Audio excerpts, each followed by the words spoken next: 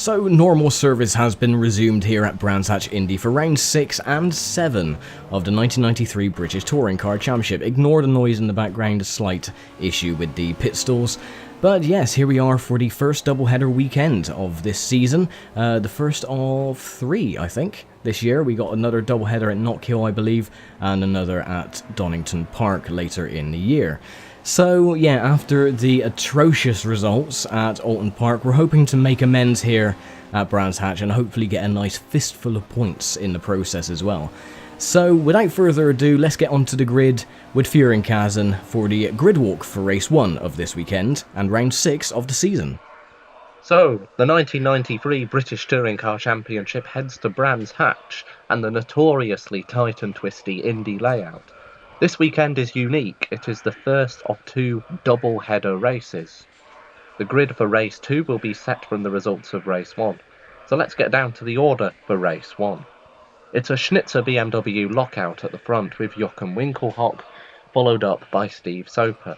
David Leslie and John Cleland for Ekaria Koss and Dave Cook's respective Vauxhall Cavaliers are row 2, with row 3 Alain Menu in the top Renault and Will Hoy in the top Toyota. Jeff Allen and Kiepo Dor are on row 4, and Tim Harvey and Rob Gravitt's Peugeot round out the top 10. Then it's Patrick Watts in 11th in the ever-improving Mazda with Wyn Percy for company, followed up by Julian Bailey and Bobby Verden-Rowe.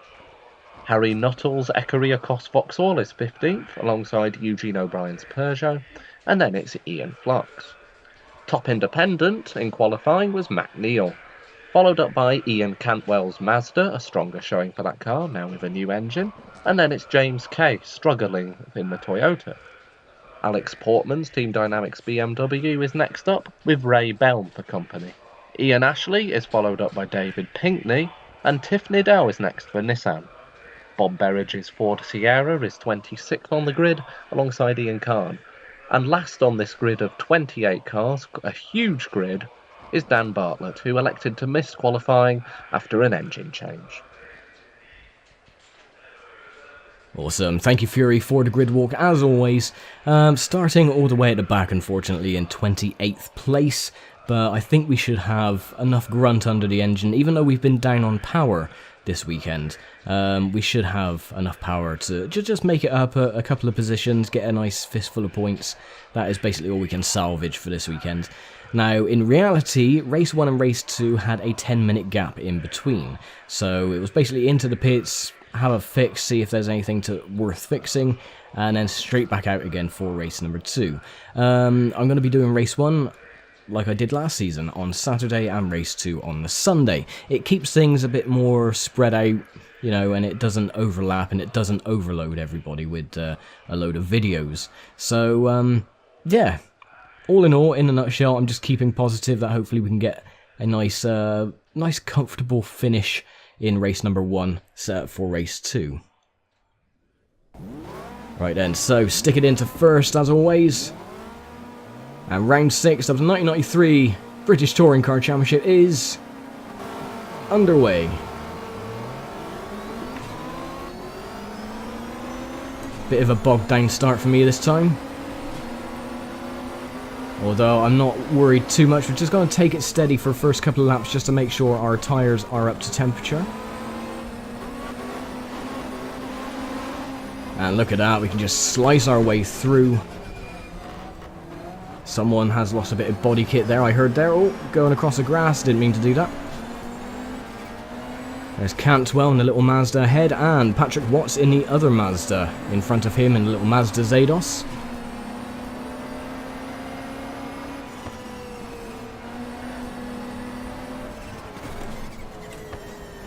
I like to keep it in 3rd gear in this corner. I think this is clear ways. Keep it in 4th as we go down to Paddock Hill, and then into 2nd as we go around Druids. See if we can get the undercut on Cantwell. Not quite. Bit tentative on the brakes. They haven't warmed up perfectly yet. There we go. That's more like it. Then we got Watts just ahead. And then Wyn Percy in the Mazda. Sorry, not Mazda, the Nissan. Got Mazda on the brain today. What car am I driving? A Mazda Carina. Yeah, that would go down well with the team.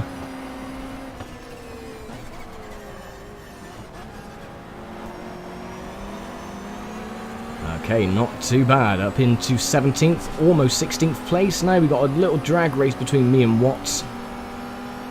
Let's have a look out the window. No, we can't see him, so we've actually gained a position.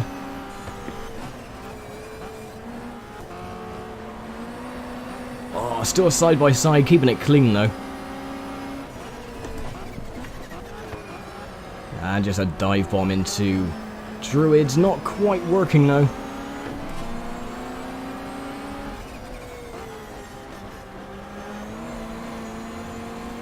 Not too bad.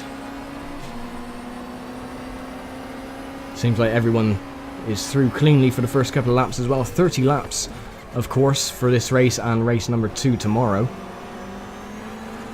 But being on the Indy circuit, it should go fairly quickly. We're already starting, we're coming up to start lap 4.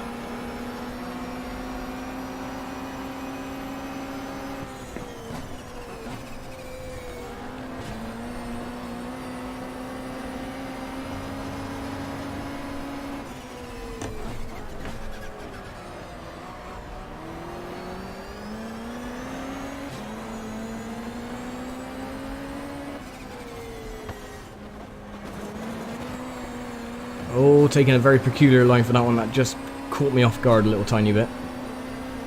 So I just keep it together, make sure that the tyres don't catch us out, having a bit of grit and grime all over them, and the rear end just gets a little bit loose. That hasn't caused too much of an issue though. So we've just backed up the latter half of the field behind us though. And we've had an accident, it seems. John Cleland is off at the exit of Druids. So no idea what's happened to him. We shall soon find out though on the replay. As James Kay tries to get up on the inside, and he does. So John Cleland again not having a very good time of it at all in the last couple of weeks.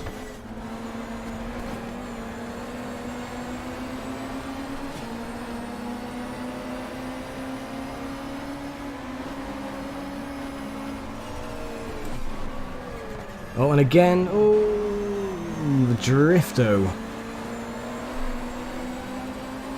That corner has forever caught me out. I've never been able to get a good run on that corner. It does just get me a little bit loose.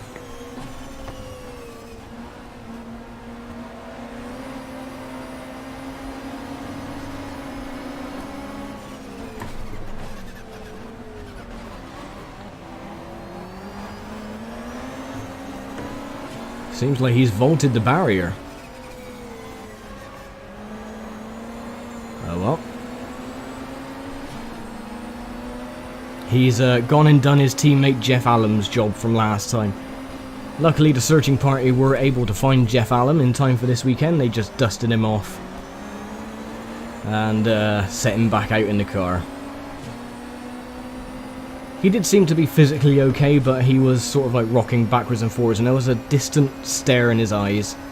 He has seen things that shouldn't be seen.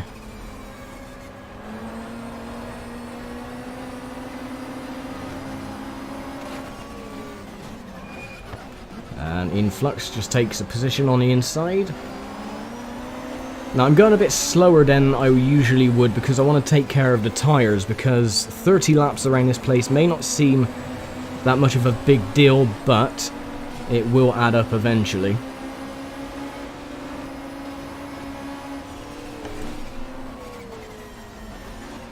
So that is why I'm not going as flat out as the rest, because I'm just conserving my tyres. A bit of Formula 1 strategy going on.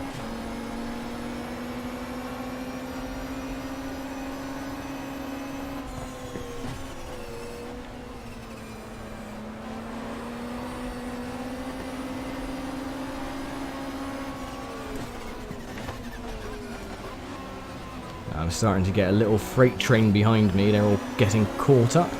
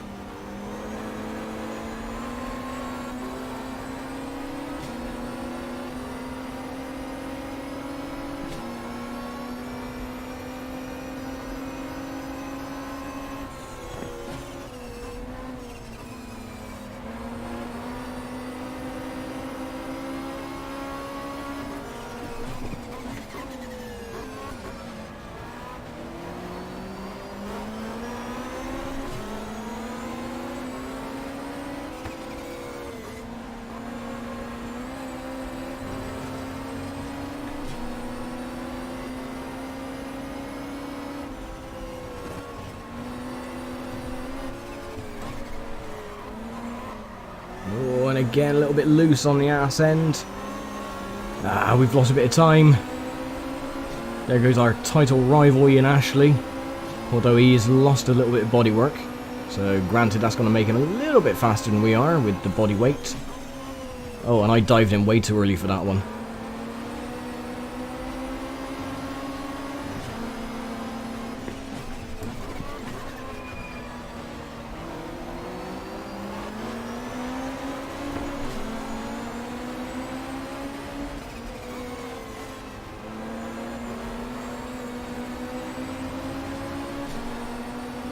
Sorry if I'm a bit quiet as well, I just really want to concentrate actually and get race 1 underway and not mess up as much.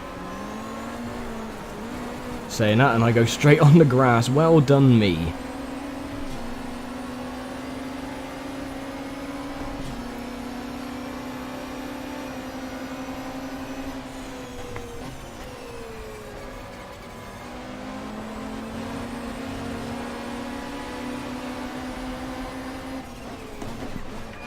We've got Cantwell coming up on the inside, so I've lost another couple of positions. Really messing this up, holy crap.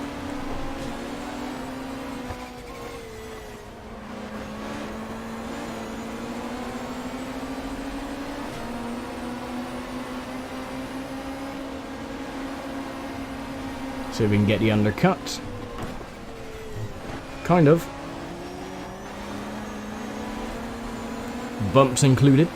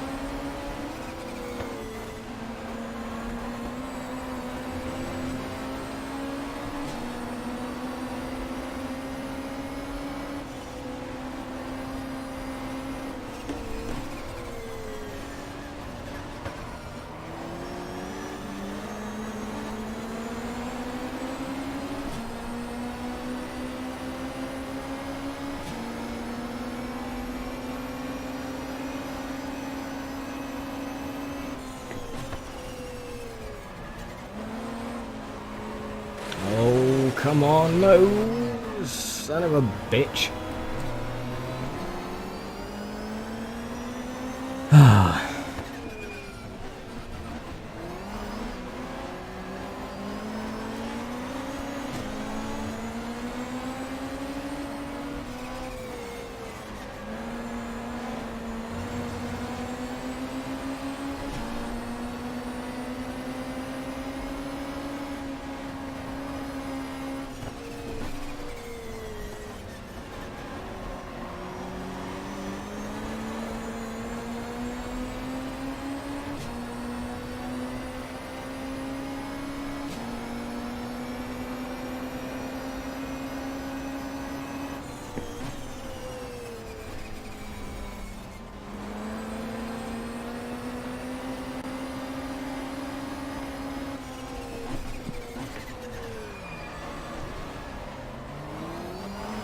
Way too wide.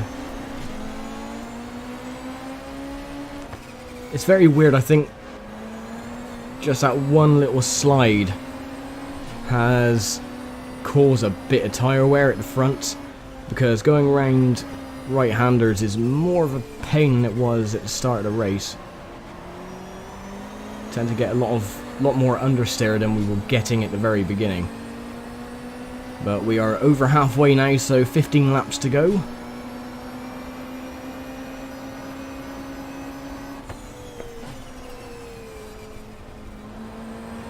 However, we're keeping up with Cantwell and Tiff Nadell.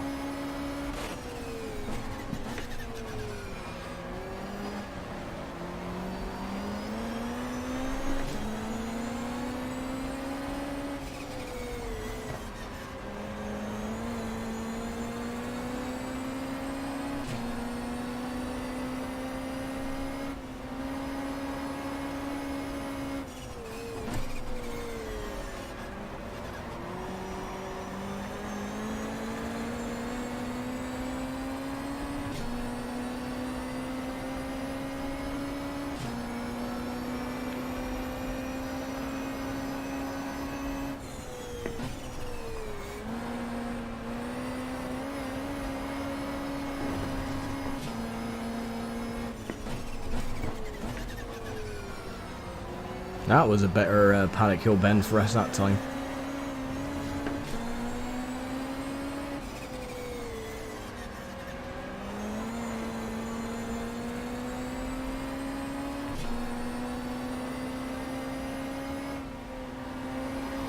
So yeah, I'm working on a few little things in the background, and I'm not going to give out any details as yet. But I'm hoping to have something rather special lined up within the next couple of race weekends. You'll just have to wait and see. If all goes according to plan though, it will be absolutely mind-blowing. So yeah, watch this space.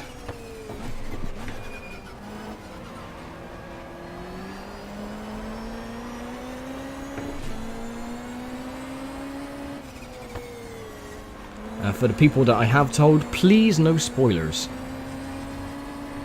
Because, yeah, this would be absolutely huge.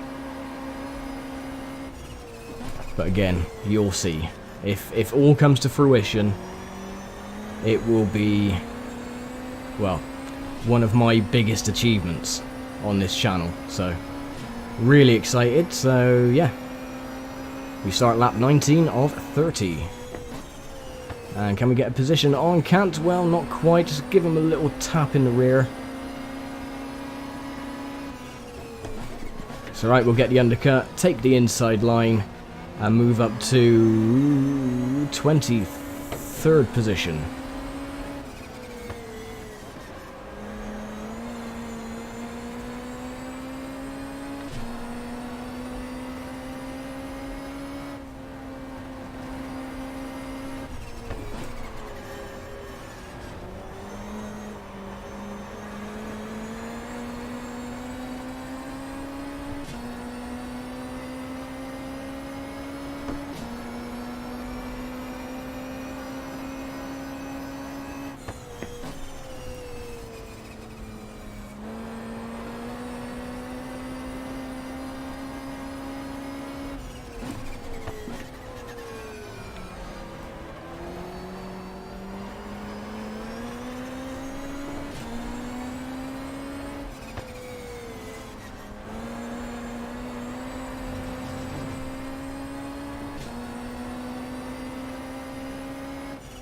And as mentioned at the start of the race, my car is a little down on power.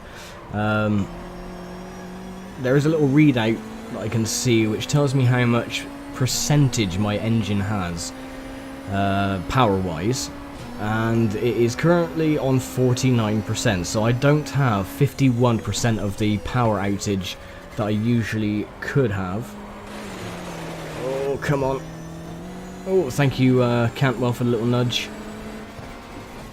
So yeah, my car has been a little down on power this weekend, so...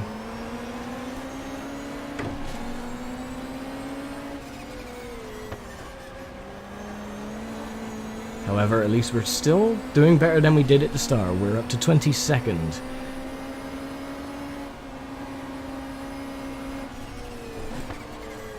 Whether we're going to gain more positions is another factor, which I don't think will happen.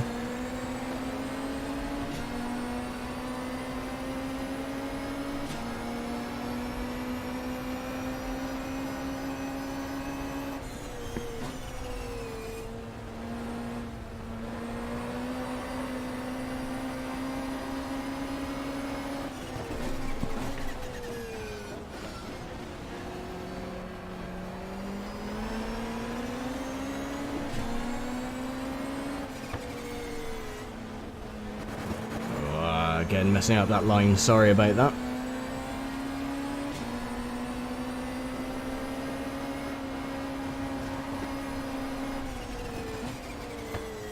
I'm more so looking in the mirrors than actually outside the front of the car, so it's just making me have a few little mistakes here and there.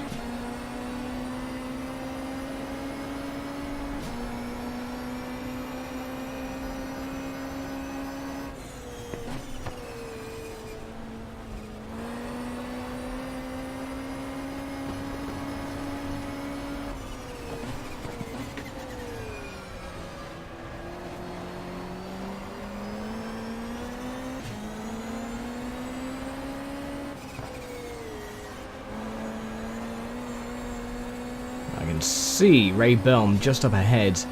Don't think I've got enough time now to actually make any inroads on him and gain another position.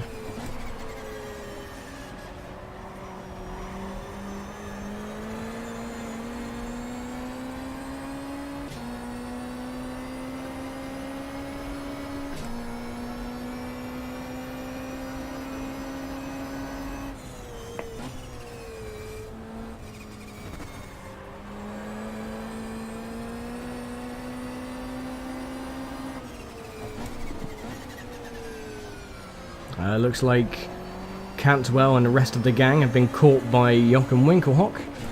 So that's why they've slowed down and gone out of the view of my rear view mirrors because of the blue flags. And they will be coming up to lap me shortly.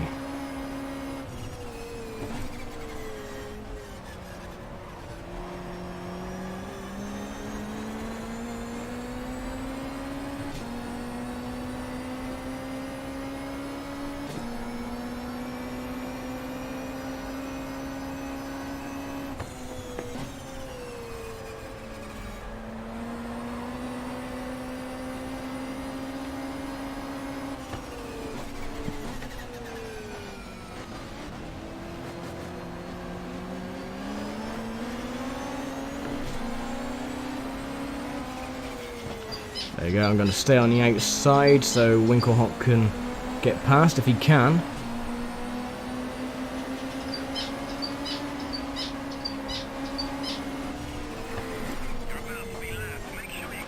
Come on, get on the inside, go, go, go, go. There we go. And there goes Will Hoy as well.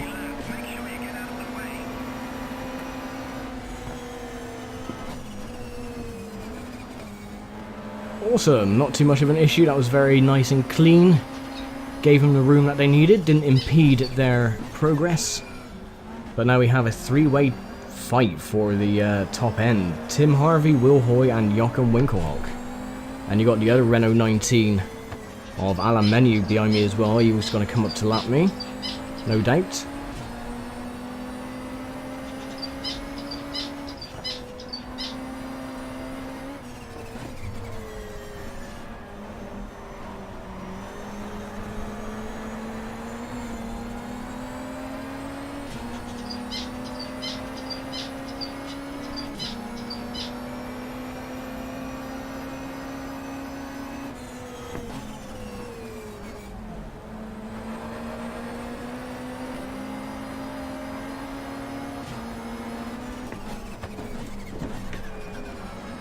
Go on, Menu, go on the inside.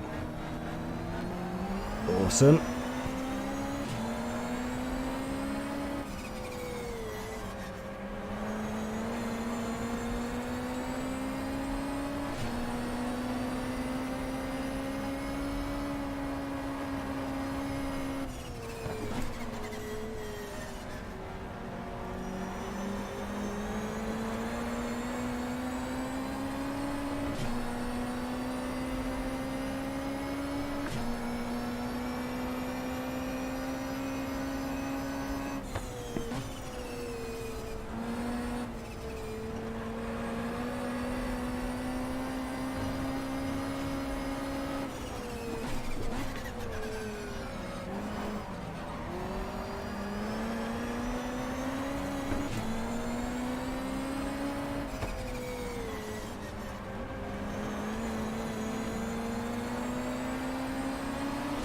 Oh, thank you very much. Alex Portman slowed right down to let the back-enders through. And I've gained one more position up to 21st. So I'm going to let Keith O'Dore go past.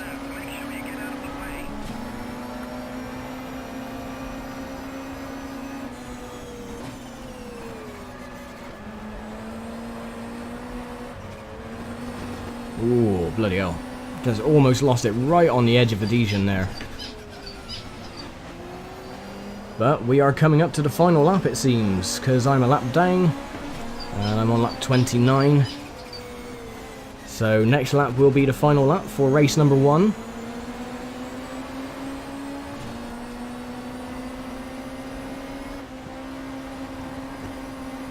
Actually, for me, this will be the last lap, wouldn't it? Yep. So the leaders are gonna take the checkered flag. Joachim Winkelhock wins, Tim Harvey and Will Hoy, your top 3. And I finish in 21st position. Not too bad. That is a nice gain from the start of the race. So we have to go into parc fermé conditions. Well, not actually parc fermé conditions. We just got to go into the pits. Our team are going to work on our cars for a few minutes, and we'll be back out for race number 2, but that will be tomorrow. So let's get on and see the race results with Rick from Katt. Cool. Here are your race results from Brands Hatch, race 1. In the manufacturers, on the top step of the podium is Joachim Winkelhock. On the next step of the podium, Tim Harvey in second. Third is Will Hoy riding out the podium. Fourth, Alan Menu. Fifth, Keith O'Dore. And sixth, Julian Bailey. In the privateers, on the top step of the podium, it's Ian Ashley. Then second, Ian Kahn. Third, Ray Belm. Fourth, Daniel Bartlett. Fifth, Alex Portman. Sixth, Ian Cantwell. Here are your updated point standings after round 6. In the manufacturers, in first place, Joachim Winkelhock on 53 points. Second place, Steve Soper on 43 points. Third place, David Leslie on 35 points. Fourth place, John Cleland on 29 points. Fifth place, Alan Menu on 29 points. And then in sixth place, Will Hoy on 23 points. And the privateers, in first place, Ian Ashley on 60 points. Closely followed by Daniel Bartlett in second place on 58. Then it's Ian Kahn in third place with 47 points. Closely followed by Ray Belm on 45 points in fourth place. Fifth place, Alex Portman on 37 points. Sixth place, Matthew Neal on 33 points. Awesome. Thank you very much, Rick, for the race results so far. And we will be back tomorrow for round 7 and race 2 of the weekend. Again, the weather should be nice and sunny, and fingers crossed we should have a nice, comfortable finishing position as well, I should say. Don't really know. Wasn't too bad, I suppose. Started 28th, finished 21st. Yeah, I'm pretty happy with that, even though we have lost the Independence lead. There's still plenty of races to go this season. So, yeah, I will leave it here for now. So, thank you very much for watching, as always, and I will see you tomorrow for race number 2. Take care.